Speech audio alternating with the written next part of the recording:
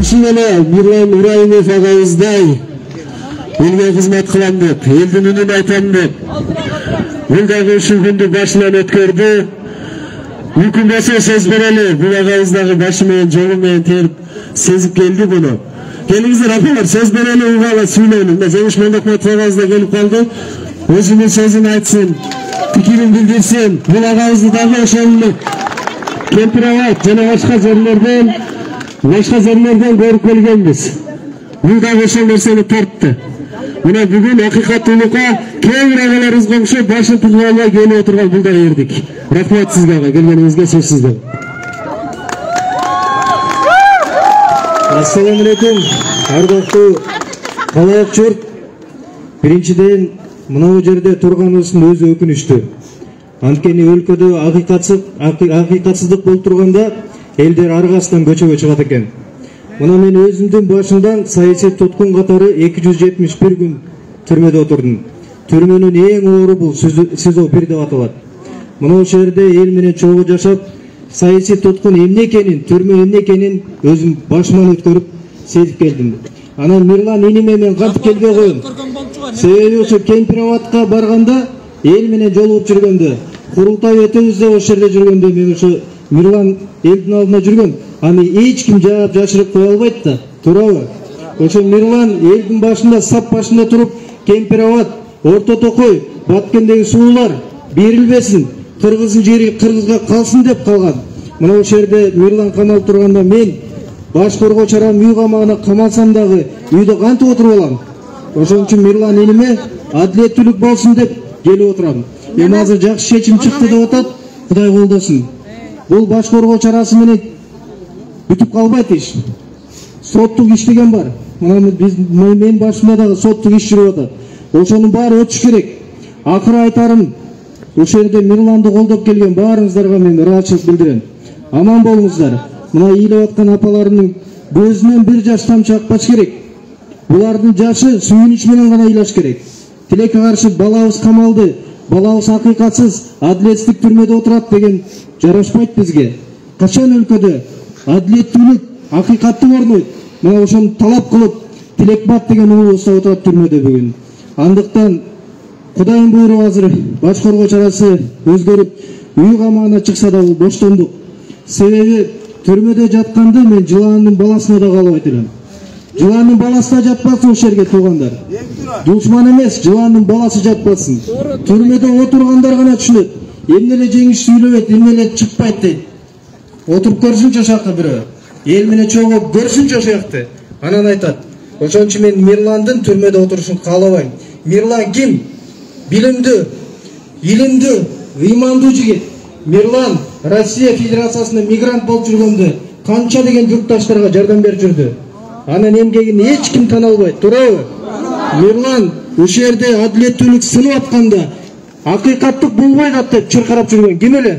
Мирлан болгон. Ушу Мирланга чыкпай анан мен каякта үйдө отурмак элем. Ошон үчүн силер менен, эл менен биз ар дайым. Мирланым аман болсун, баш аман болуп үйүнө кайтып, энесин ыйлатпастан үйүндө балдар менен болсун. Түрмөгө отурган бир гана адам сезет. Түрмөдө отурган адам, анын жакындары үй бүлөсү гана сезет.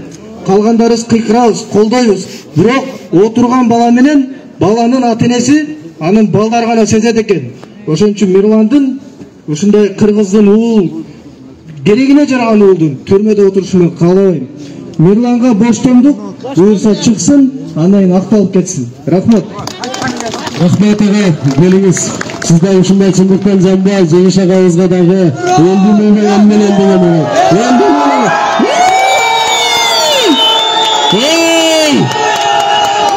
Элдин уулу эл менен. Элдин уулу эл менен. Элдин уулу эл менен. Элдин уулу эл менен. Элдин уулу эл менен. Элдин уулу эл менен. Элдин уулу эл менен. Элдин уулу эл menenen. Elgin ulu elmenen. Ulu elmenen. Elgin ulu elmenen. Elgin ulu elmenen. Elgin ulu elmenen.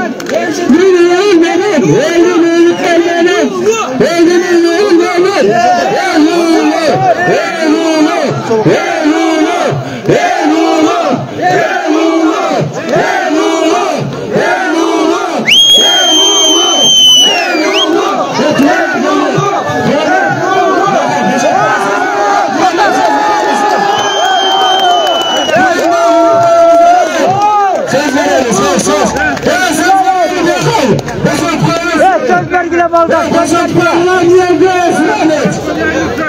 Söz vergile. Söz vereyim lan. İşte cebaya yapmasanızdan böyle. Ulanlar. Vergiler bunda ya. Ulanla çalıyoruz. Açma. Cümle.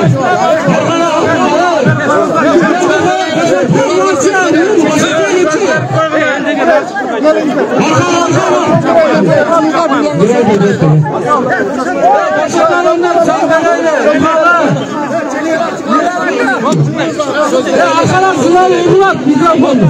Uygulat. Vardığınızda uygulat.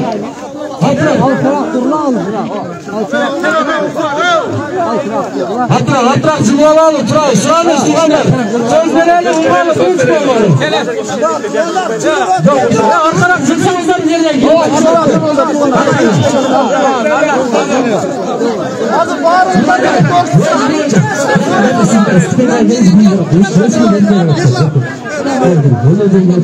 Gelin siz oldunuz. Parma görürsün. Mikrofon çakın. Ya bunlar. Tınçırak.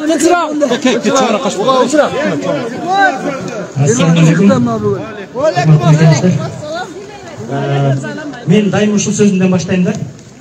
Менин артымдан жазылган комментарий такыр башкача жазылган, башкача айтылган. Буну атайын жасашкан. Аны бардыңыздар, көрдүңүздөр, билдиңиздер. Эмне калайын? Мен өзүм үчүн күрөшкөн жокмун, өзүм үчүн отурган жокмун, чынын айтайын. Себеп дегенде бул комментарийдин артынан бул публикация эмес. Мен публикация жасаган эмесмин. Мен өзүм дайыма публикация жасайм, бирок комментарий жазбайм. Менин артымдан ушундай комментарий жазып, кээ бир адамдарга атына жаман аттарды атаганына мындан кийин чекит коюш керек, негизичи. Мындай комментарийди публикацияда жана башкаларда негизинен мындай кылымдыктар жана бизге окшогон мындай иштер болуш керек. Бул жөн гана комментарий, мындай комментарийди мен ошол күндө айттым. Мени 1 саат отурусунда мен силерге 100 комментарий таап берем. Биздин атыбызда айтылган жана тийиштелүү адамдардын атына айтылгандарда. Эмне үчүн тандап туруп мага тийилип атат? Аны баарыңыздар билесиздер. Бул жерде мен жөн гана курал болдум бүгүнкүндө. Ошондуктан Кудай буйруса баарыңыздарга ыраачылык, угуп аттым, көрүп аттым. Себеп дегенде кетип атканда дагы мен силерди көргөнмүн кечеки 3 мартта. Чындык баарыбыз чыгат, чыркатчы. Мына ак экенбиз, буйруса мындан кийин комментарийдин үстүнө ошонун үстүнөн баарын иштеп, ак экенди өзүм тастыктайм. Анан андай сөздөрдү, андай чакырыктарды биз жасабайбыз, жасагандай эмеспиз. Команда баарын билет. Андагы колдооңуздарга, силерге рахмат,